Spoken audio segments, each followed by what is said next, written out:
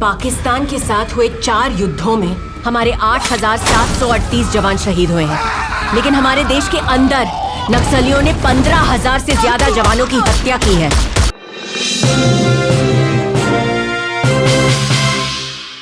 नमस्कार दोस्तों, बहुत बहुत स्वागत है आपका संवाद न्यूज इंटरनेशनल पर। मैं हूं आपका अपना संकेत चतुर्वेदी। तो दोस्तों, आज मेरी छुट्टी है और मेरा मन कर रहा है फिल्म देखने का। और जैसा कि आप देख सकते हो, मेरे पीछे पर्दा है। तो बात पर्दे की, बात फिल्म की। अब बात फिल्म की निकली है तो आप लोगों को बताना चाहता हूं, जो मेरे साथ में धीरज भारद्वाज, जिनको आप देख रहे हैं ना, हाँ यही धीरज भारद्वाज जी। ये धीरज भारद्वाज जी पिछले 3 दशकों से आप लोगों को एंटरटेन करते आए हैं, फिल्म क्रिटिक रहे हैं। 30 साल से बड़ा इनका एक्सपीरियंस है। अब मैं सवाल धीरज जी आपसे सीधा सा एक प्रश्न करता हूं, बताइए कौन सी पिक्चर है जो मेरे को देखनी चाहिए आपके अनुसार? मेरे ख्याल से इस हफ्ते की जो सबसे अच्छी फिल्म है वो बस्तर है। बस्तर एक कॉमन फिल्म नहीं है, ये एक मैसेज के साथ फिल्म है और बेस्ड ऑन ट्रू इवेंट्स है। जो इसको समझने के लिए हमें सबसे पहले थोड़ा पीछे इतिहास में जाना पड़ेगा, ज्यादा पीछे नहीं। जब मध्य प्रदेश से छत्तीसगढ़ अलग हुआ है, उसके बाद जो छत्तीसगढ़ सरकार ने चलाया था, रमन सिंह वहां के मुख्यमंत्री थे, तो उन्होंने एक चलाया था अभियान सलवा जुडुम। तो सलवा जुडुम को समझिए तो ये सलवा जुडुम है क्या? ये सलवा जुडुम बेसिकली एक गोंडवानी भाषा का एक शब्द है और इसका मतलब होता है सफाई अभियान। तो ये नक्सलियों को सफाई करने के लिए सरकार ने एक बहुत अच्छी पहल की थी। बाद में अदालती पचड़ों में फंसकर सलवा जुडुम को बंद करना पड़ा सरकार को। वहाँ के जो स्थानीय लोग थे, जो स्थानीय वहाँ के निवासी थे, जो लोग नक्सलियों से परेशान थे और उन पर नक्सली होने का टैग लगता था, उन्हें सरकार अपनी तरफ से हथियार मुहैया कराती थी और ट्रेनिंग देती थी बाकायदा नक्सलियों से लड़ने को, और बहुत ये सक्सेसफुल चल रहा था। और इस बीच कुछ एनजीओज का प्रवेश होता है और उन्होंने क्या किया कि एक नलिनी सुंदर करके एक सामाजिक कार्यकर्ता थी, तथाकथित तौर पर वो समाज सुधारक थी। तो उसने क्या किया कि इसको मामले को अदालत में ले गई और अदालत का प्रवेश होता है, सुप्रीम कोर्ट से इस पर रोक लगा दी गई और सरकार को आदेश हुआ कि वो जो नक्सलियों से लड़ने वाले जो ग्रामीण है बहादुर, उन लोगों से हथियार वापस ले लिए जाए। तो इस तरह से अब उन लोग जो हैं वो बिल्कुल नक्सलियों के सॉफ्ट टारगेट हो गए। और महेंद्र कर्मा एक नेता हुआ करते थे लोकल, हालांकि वो कांग्रेस के थे, लेकिन उन्होंने जम के नक्सलियों से लोहा लिया था।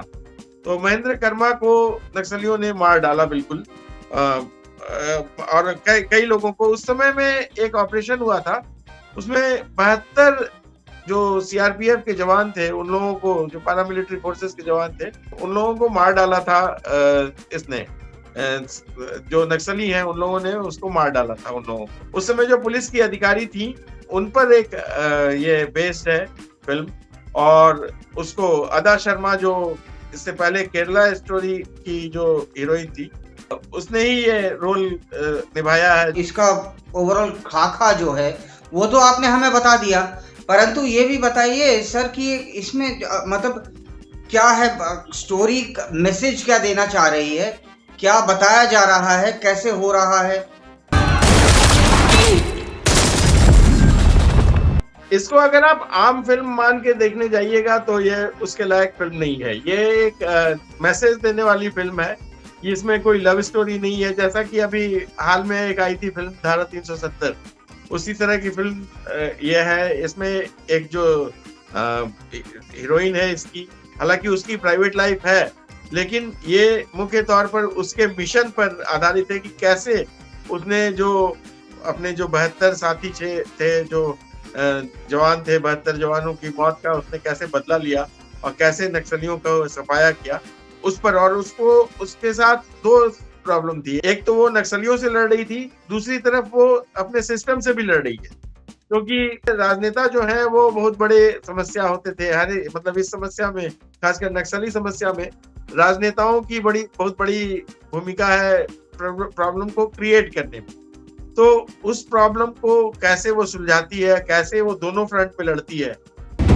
Madam Nitya, our 76 boys got butchered. Who is responsible for all this? आप, What? Honourable home minister.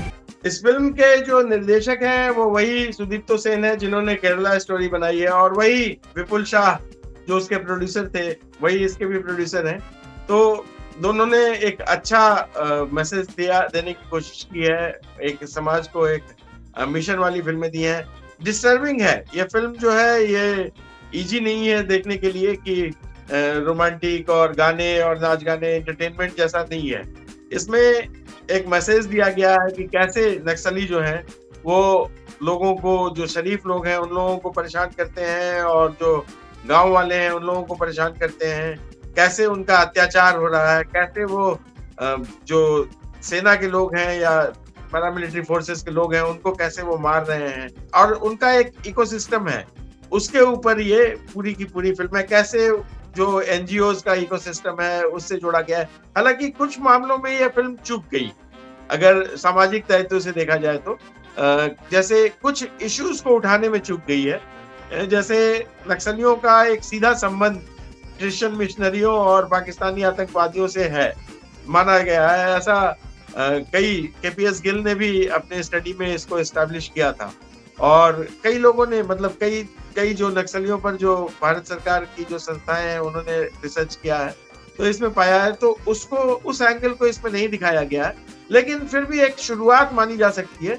और अदा शर्मा की अदाकारी वास्तव में बहुत अच्छी है। अदा शर्मा ने वहां जितना अच्छा, केरला स्टोरी में जितना अच्छा एक दबी हुई साधारण सी लड़की का रोल किया था, और यहाँ उसने एकदम एक दबंग आईपीएस अफसर का, दक्षिण भारतीय एक अधिकारी है, उसका उसने बहुत अच्छा एक्टिंग किया है और बहुत मतलब सशक्त लगी है।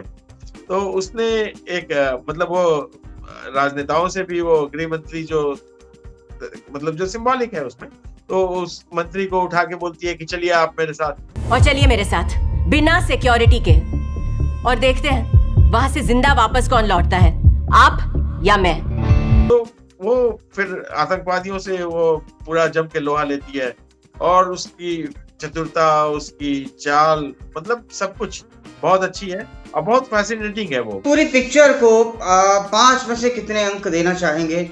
और जो आईडी जी देखिए, इसमें जैसे मैंने देखा IMDb रेटिंग जो है वो 7.5 मिला हुआ है इसको, तो काफी अच्छी रेटिंग मानी जाती है। 10 में से 7.5 मिलते हैं, तो काफी अच्छी रेटिंग है। कई सारी फिल्मों को 5-6 मिलता है, तो उस लिहाज से ये एक अच्छी फिल्म मानी जा सकती है। गाने जो आपने अभी कुछ देर पहले पूछा था कि संगीत कैसा है, तो संगीत वगैरह सो है, बहुत साधारण है। मतलब देशभक्ति वाली फिल्म है, तो वो उस तरह की जो जोश जगाने वाले गीत हैं। तो उसके अलावा वो बहुत ये जो गाने जैसे म्यूजिकल हिट नहीं है, तो वो म्यूजिक वगैरह पर बहुत ज्यादा ध्यान नहीं दिया गया है। जैसा कि केरला स्टोरी में भी था कि उन्होंने म्यूजिक पर ध्यान नहीं दिया था, स्टोरी पर ध्यान दिया था। जो तकनीक है वो बहुत अच्छी, मतलब अच्छे तरीके से इस्तेमाल की गई है, और इसमें कैमरा एंगल सब कुछ बहुत मतलब बहुत जोरदार प्रभाव छोड़ता है। हाँ, पूछ रहे थे आप कुछ? मेरा प्रश्न था, चाहे द कश्मीर फाइल्स हो, चाहे ये धारा 370 हो, चाहे ये बस्तर हो, ये बेसिकली फिल्म्स जो हैं ये स्टोरी बेस्ड है। और पहले कहा जाता था कि जो फिल्म है वो कल्पना की उड़ान उड़ती है, सीरियल जो है वो वास्तविकता की धरातल पे चलता है।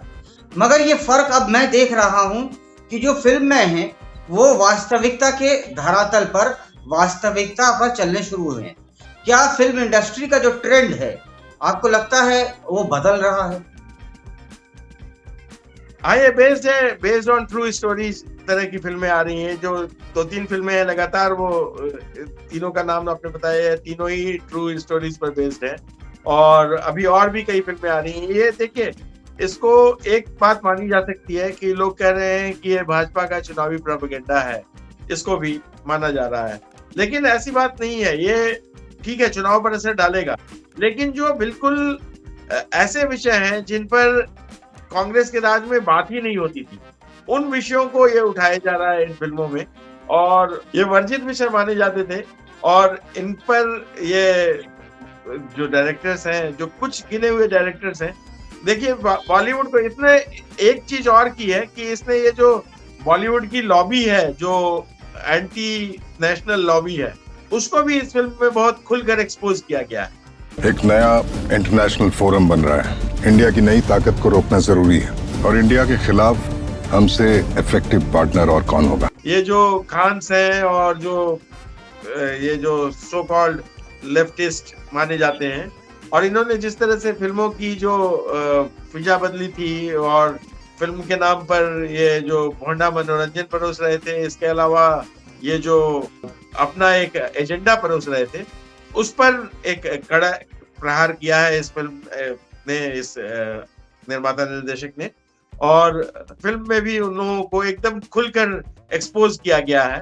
तो बॉलीवुड की जो ये टूल किट गैंग जो चल रहा था कि आपने आमिर खान की कई फिल्में देखी होंगी, बल्कि अभी हाल में कई जो टीवी वेब सीरीज आए थे, उनको नाम लेना जरूरी नहीं है कि सब वेब सीरीज लगभग ये जो टूल किट गैंग के द्वारा बनाए हुए कई वेब सीरीज, क्योंकि फिल्मों में तो सेंसरशिप की मजबूरी रहती है, तो सेंसर से पास नहीं होता है, तो इन्होंने हाल फिलहाल में ये शुरू किया है कि वेब सीरीज के जरिए वो अपने विचारधारा को परोस रहे हैं और एंटी नेशनल विचारधारा को ज्यादा परोस रहे हैं, तो उन्हें इसमें खुलकर एक्सपोज किया गया है। Everything comes with a cost. 600 crore. तो धीरज सर, आपको लगता है ये फिल्म व्यक्तियों को देखने के लिए जाना चाहिए? बिल्कुल जाना चाहिए, बिल्कुल जाकर देखना चाहिए, क्योंकि फिल्म निर्माता ने जो संदेश देने की कोशिश की है वो हर आदमी तक पहुंचनी चाहिए, और वो मैसेज जो है वो हर आदमी तक पहुंचना चाहिए कि ये देशद्रोही जो है वो क्या कर रहे थे और क्या कर रहे हैं। और इसमें एक बात और भी है, इसमें जो तथाकथित बुद्धिजीवी है, अभी हाल में एक और स्टोरी इसमें जुड़ी हुई है। एक दिल्ली यूनिवर्सिटी के प्रोफेसर थे जो अभी हाल में वो इसी महीने में छोड़े गए हैं। वो उनको कोर्ट ने, निचली अदालत ने सजा सुना दी थी, और निचली अदालत ने तो उनके लिए इतना विभत्स कहा था कि आपके जैसे लोग, मतलब आपके ऊपर, और तो उम्र कैद की सजा दी थी निचली अदालत ने। उन्होंने कहा था निचली अदालत ने कि आपके जैसे लोग समाज पर एक धब्बा है। उसके बावजूद हाई कोर्ट ने उसे अभी छोड़ दिया है। अभी भारत सरकार उसको लेकर सुप्रीम कोर्ट गई है। तो ये एक नक्सलियों का जो एक नेक्सस है उन लोगों का, टूल किट गैंग का। फिर एक लेडी है, वो अरुंधति रॉय की तरह उसमें दिखाई गई है। तो ये भी मतलब जितने जितने लोग हैं उन लोगों को बिल्कुल एक सिंबलाइज कर करके, और कई लोगों को, वो जो प्रोफेसर साहब हैं उनको भी दिखाया गया है, और जो अरुंधति रॉय है उनके नाम पर भी थोड़े थोड़े नाम बदल दिए गए हैं, क्योंकि फिल्म की अपनी लिबर्टी होती है डायरेक्टर की, और उसमें थोड़े बहुत डायलॉग्स भी जोड़ दिए जाते हैं, लेकिन जो उन लोगों का व्यवहार है वो पूरी तरह वही दिखाया गया है। एक चीज थोड़ा ब्रॉडर, क्योंकि फिल्म की बात तो हो चुकी है, अब ब्रॉडर पर्सपेक्टिव में मैं कुछ चीजें पूछना चाहता हूं आपसे। आपको लगता है क्या कि जैसे पहले एक तरह से एक नैरेटिव बनाया जाता था कि वो कौन से वो साईं बाबा कोई हैं या अजमेर में पता नहीं कौन कौन, कि उनके यहाँ वो अमिताभ बच्चन और ये सब जितने भी फिल्मी कलाकार होते थे चादर लेके जा रहे हैं, और हिंदुज्म को हमेशा नीचा दिखाया जाता था। तो एक तरह से इसकी समाप्ति की ओर जो मूवमेंट है वो चल पड़ा है। बात केवल धर्म की नहीं है, बात समाज की है। यहाँ जो मतलब ठीक है, हिंदुइज्म से जुड़ा हुआ है मसला, क्योंकि मैंने अभी जैसे पहले भी कहा कि आपको कि ये जितने भी एंटी नेशनल ताकतें हैं वो पाकिस्तान या ये क्रिश्चियन मिशनरियों की पैदाइश है, तो ये बात उससे जुड़ी हुई है। लेकिन यहाँ बात समाज की है, क्योंकि हर समाज में, इवन हिंदू समाज में, मुस्लिम समाज में, ये ईसाई समाज में भी लोग जो हैं वो शांति प्रिय ज्यादा हैं, और इस तरह के लोग जो हैं वो मुट्ठी भर हैं। तो उनको अलग थलग करने की जो ये मुहिम है वो मेरे ख्याल से फिल्म के जरिए सबसे अच्छे तौर से चलाई जा सकती है, और उसको इन्होंने काफी मतलब जो अभी हाल के आप जो फिल्म निर्माता निर्देशक है वो जो बता रहे हैं, वो लोग चला रहे हैं उसको ठीक से, मतलब ये वास्तव में एक शुरुआत हुई है और ये देखिए कब तक आगे ट्रेंड रहता है इसका। तो ये बहुत अच्छा ट्रेंड है, उम्मीद करते हैं ये आगे भी जारी रहे। देशभक्ति की जो भावना है एवं जागरूक करने की जो उद्देश्य है फिल्म निर्माताओं का, कलाकारों का, उसमें डायलॉग लिखने वालों का, वो जीवित रहे। तो मैं संकेत चतुर्वेदी इसी वादे के साथ अब आप सब से जाने की आज्ञा लेता हूं और फिर आने का वादा करता हूं। जय श्री राम।